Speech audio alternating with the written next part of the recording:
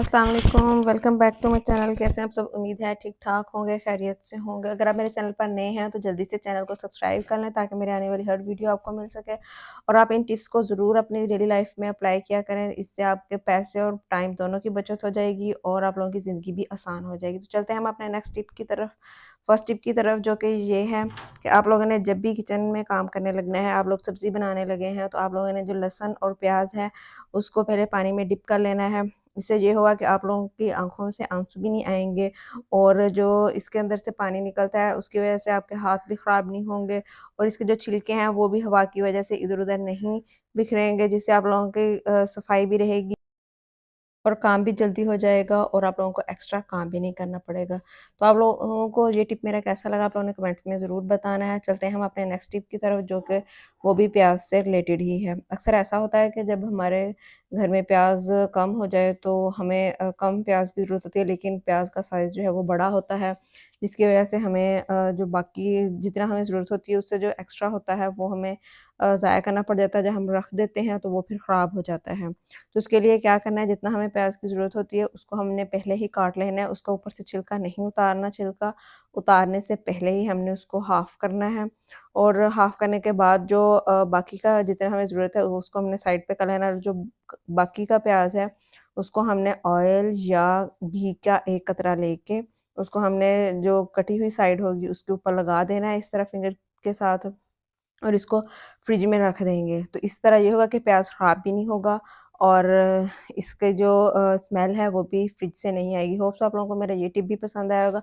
तो चलते हैं हम अपने नेक्स्ट टिप की तरफ, जो कि ये है कि जब भी हम सब्ज़ी बनाने लगे हम सब्ज़ी, प्याज़, लहसुन मिर्चें हर चीज़ रख कर बैठ जाते हैं और जो हम जिस टोकरी में हमने छिलके उतार के रखने होते हैं इसको उसके अंदर हम ऐसे ही छिलके उतारने लग जाते हैं, उसके अंदर से अक्सर कीड़े भी निकल आते हैं और इस तरह की मिट्टी भी लगी हुई होती है, इस तरह की और चीज़ें। तो हमने क्या करना है, सबसे पहले जो हमारे पास टोकरी है उसके ऊपर शॉपर जो है वो चढ़ा लेना है। इससे ये होगा, एक तो हमारा टाइम सेव होगा, हमारा जो टेबल है या हम शेल्फ़ के ऊपर रख के काट रहे हैं या बोर्ड के ऊपर रख के काट रहे हैं, एक तो ये कि हमें एक्स्ट्रा चीज़ नहीं लेनी पड़ेगी, हमारी शेल्फ़ भी साफ़ रहेगी, या हम टेबल पे रख के काट रहे हैं तो वो भी साफ़ रहेगा। दूसरा ये कि जो हमारी टोकरी है वो भी साफ़ होगी, बिल्कुल भी ख़राब नहीं होगी या गंदी नहीं होगी और हमें एक्स्ट्रा काम भी नहीं करना पड़ेगा और हमारी जो सब्ज़ी है वो भी कट जाएगी। और होप सो आप लोगों को मेरा ये टिप पसंद है और आप लोग इस चीज़ को ज़रूर फ़ॉलो किया करें।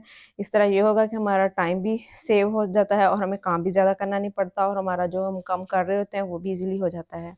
नेक्स्ट टिप ये है कि जो हमारे बर्तनों वाली टोकरी होती है या हम जिसके ऊपर आप स्टैंड के ऊपर रखते हैं, जो किसी स्टैंड के ऊपर रखते हैं तो वेल एंड गुड। अगर हम आप टोकरी के अंदर रखते हैं बर्तन तो आप उसको उसके नीचे स्टैंड रख लिया करें, एक छोटा-सा, जो कि हम अक्सर पतीली के नीचे रखते हैं, वो वाला स्टैंड रख लिया करें टोकरी के नीचे। इससे ये होगा कि आप लोगों को टोकरी जो है वो इधर-उधर करना भी ईज़ी होगी और उसके नीचे से पानी जो है वो टोकरी के साथ नहीं लगेगा। उससे ये होगा कि हमारी शेल्फ़ जो है उसके ऊपर पानी के निशान भी नहीं पड़ेंगे, जो कि परमानेंटली बन जाते हैं, वो भी नहीं पड़ेंगे, हमारी शेल्फ़ भी साफ़ रहेगी और हमारी टोकरी जो नीचे से है वो भी गीली नहीं होगी और इस तरह टोकरी भी साफ़ रहेगी और हमारी शेल्फ़ भी साफ़ रहेगी, किसी किस्म का कोई निशान नहीं पड़ेगा। आप लोग देख सकते हैं कि इसको साफ़ करना कितना ईज़ी है और इसके ऊपर कोई निशान भी नहीं पड़ा हुआ, बिल्कुल ये साफ़ है, नीट एंड क्लीन है। तो आप लोग इस तरह के छोटे-छोटे टिप्स जो हैं वो अपनी लाइफ़ में ज़रूर फ़ॉलो किया करें, जिससे आप लोगों की अक्लमंद और बाशऊर होने का भी सबूत होता है और इस तरह ये है कि आप लोगों का काम भी ईज़ी हो जाता है और आप लोगों को ज़्यादा काम भी नहीं करना पड़ता। होप सो आप लोगों को मेरा ये भी टिप पसंद आया होगा। पसंद आया तो कमेंट्स में ज़रूर बताइएगा और लाइक और शेयर भी कर दीजिए करें, क्योंकि इससे ये होगा कि मेरा मेरी मेहनत का मुझे सिला मिल जाता है, फल मिल जाता है। नेक्स्ट टिप जो है वो सीज़र से रिलेटेड है और छुरी से रिलेटेड है। वो ये कि हमारे घर में जो टैबलेट्स के पत्ते होते हैं वो ख़त्म जब टैबलेट्स हो जाती हैं तो उन पत्तों को गिराना नहीं है, फेंकना नहीं है, बल्कि अगर आप उनके छोटे-छोटे पीस करेंगे सीज़र के साथ तो सीज़र की धार जो है वो तेज़ हो जाती है। आप लोगों ने ये ज़रूर ट्राई करके देखना है और कमेंट्स में बताना है कि आप लोगों का जो ये एक्सपीरियंस है वो कैसा रहा। तो इसी तरह छुरी है उसको भी हम इस तरह अगर इसके ऊपर रगड़ें या काटें तो इसकी धार भी जो है वो तेज़ हो जाती है, आपको अलग से किसी और को कहने की ज़रूरत नहीं पड़ती और बाज़ार से करवाने की ज़रूरत नहीं पड़ती। तो आप लोग ये ज़रूर फ़ॉलो करें और मुझे बताएँ कि आप लोगों का कैसा रहा एक्सपीरियंस। नेक्स्ट टिप जो है वो भी इसी तरह का ही है, बहुत ज़्यादा इन्फॉर्मेटिव है, तो आप लोग ये भी फ़ॉलो कर सकते हैं, बल्कि करना चाहिए। इससे ये होगा कि आप लोगों की जो चीज़ें हैं वो भी वेस्ट नहीं जाएँगी, काम में आएँगी, और दूसरा ये कि आप लोगों की अपनी ही किसी और को कहने की ज़रूरत नहीं पड़ेगी। आप खुद अपने एज़ अ हाउसवाइफ़ जो है वो खुद अपने काम कर सकेंगी। तो ये हमारी सॉक्स है जो कि नकारा है, इसका एक पेयर भी नहीं है, और इसके साथ वाला, इस पेयर का जो साथ वाला है वो भी साइड नहीं है। तो इससे क्या होगा कि हमने जो ऊपर वाला इलास्टिक वाला हिस्सा है उसको सीज़र के साथ काट के अलग कर लिया है। और जो बाकी की सॉक्स है उसको भी हम काम में लेके आएँगे, और जो ऊपर वाली इलास्टिक है इसको भी हम काम में लेके आएँगे। तो हमने सीज़र को इसके ऊपर वाले इलास्टिक वाले हिस्से को क्या किया है, इसके ऊपर हमने बटन को 3-4 टाँके लगा के सुई के साथ, तो इसके साथ जो बटन है इसको अटैच कर दिया है, पक्का कर दिया है ताकि ये ऊपर से उतर ना सके। और हमने इसको क्या किया है, इसको हमने जो है वो हमारे पास कोई भी एक्सटेंशन हो, चार्जर की हो या आयरन की हो या इस तरह की किसी भी चीज़ की एक्सटेंशन हो, तो उसको, या जूसर, ग्राइंडर, इस तरह की चीज़ें जो होती हैं इनके साथ जो एक्सटेंशंस होती हैं, उनको ऐसे ही नहीं छोड़ना चाहिए। तो उसके लिए जो है वो सबसे बेस्ट है कि आप लोगों ने इसको आप लोगों को आयरन की करके दिखा रही हूँ, क्योंकि ये जो इसकी एक्सटेंशन है काफ़ी बड़ी है, और इसको इस तरह रोल करके जो है, और इसके ऊपर आप लोगों के सामने जो है मैं आप लोगों को करके दिखाऊँगी कि इसके ऊपर इसको कैसे लगाना है, जिससे आप लोगों की एक्सटेंशन जो है वो भी कवर हो जाएगी, और इस तरह आप लोगों का टेबल के ऊपर जो है वो ज़्यादा मेस क्रिएट नहीं होगा। इस तरह आप लोगों ने इसको इसके साथ हैंडल के साथ अटैच कर देना है। अटैच करके आप लोगों ने जो इस रबड़ को बटन इसके साथ जो अटैच किया हुआ है उसी के अंदर जो है इसको फ़ोल्ड कर देना है, जिससे ये होगा कि टाइट से ये अटैच हो जाएगी और गिरेगी भी नहीं, और आप लोगों का जो काम है वो भी ईज़ी हो जाएगा। इस तरह होप सो आप लोगों को मेरा ये टिप भी पसंद आया, तो आप लोगों ने ये कमेंट्स में ज़रूर बताना है कि आप लोगों को कैसा लगा ये टिप। आप लोग भी डेली लाइफ में अपनी चीज़ों को फेंकने की बजाय अपने काम में लेके आया करें, ताकि उसके एक से ज़्यादा यूज़ेस हो सकें, और आप लोगों का सबसे ज़्यादा जो है वो मनी की सेविंग हो सके, उसके बाद टाइम की सेविंग हो सके, और आप लोगों की लाइफ भी ईज़ी हो सके। तो चलते हैं हम अपने नेक्स्ट टिप की तरफ।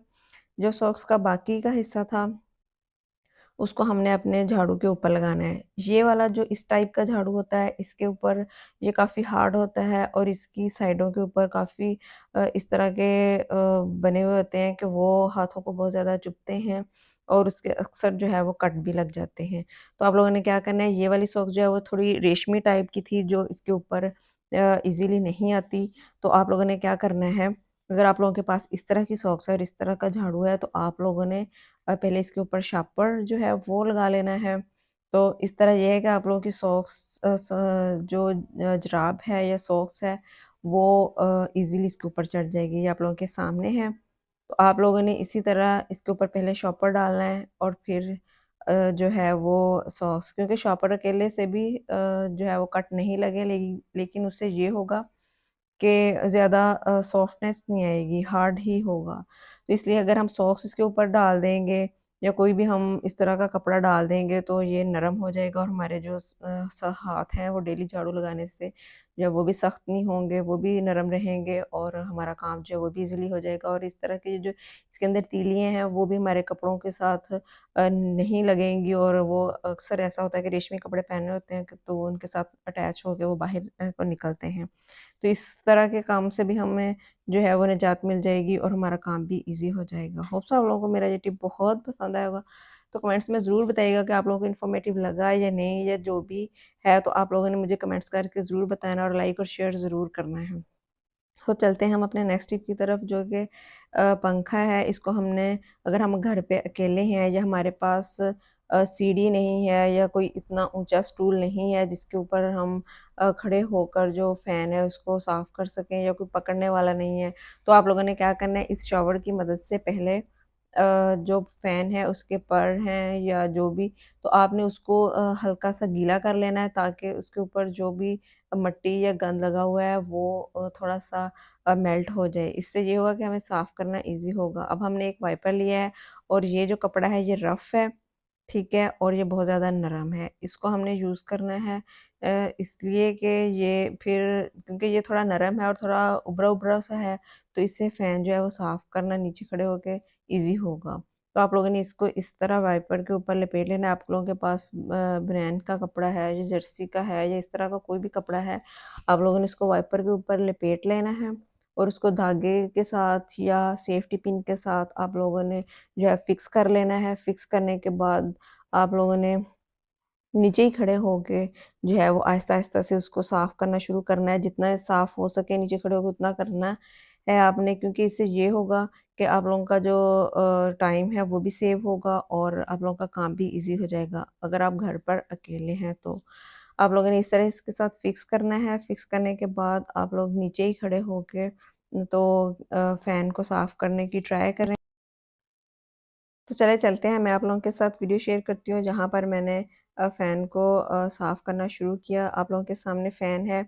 इसके ऊपर ज़्यादा मिट्टी बिल्कुल भी नहीं है और क्योंकि ये वैसे ही सिर्फ़ मक्खियों की वजह से थोड़ा ख़राब हुआ है, तो इस वजह से जो है इसको आसान है ये साफ़ करना।